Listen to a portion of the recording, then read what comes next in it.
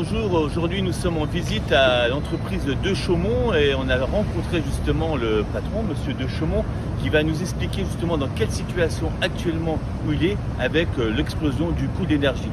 Et sans plus attendre, je laisse la parole à monsieur de Chaumont. Bonjour, donc fonderie de Chaumont, 150 personnes basée à Muret, une fonderie de fonte essentiellement dans les pièces de voirie et le mobilier urbain.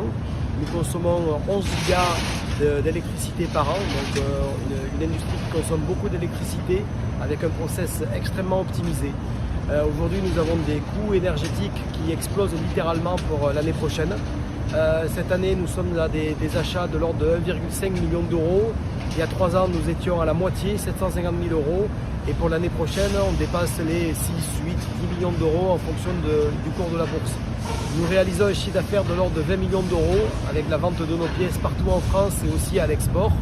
Et cet impact électricité peut être extrêmement grave, voire dramatique pour Fonderie de Chaumont. C'est pour ça que nous avons sollicité nos parlementaires aujourd'hui pour leur expliquer le problème.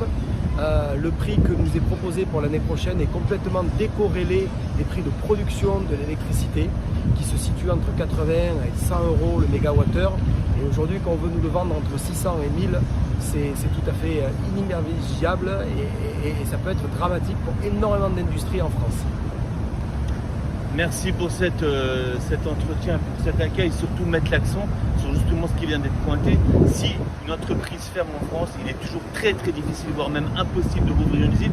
Et au-delà de tout ça, monsieur de Chaumont, c'est le 7e de sa génération. C'est toute l'histoire de Muret, c'est toute l'histoire de la fonderie ici dans ce bassin d'emploi qui est dans le sud-ouest, dans la 7e circonscription de Haute-Garonne. Et c'est pour ça qu'on veut attirer l'attention des pouvoirs publics sur cette situation particulière, mais qui se retrouve dans beaucoup de situations partout en France.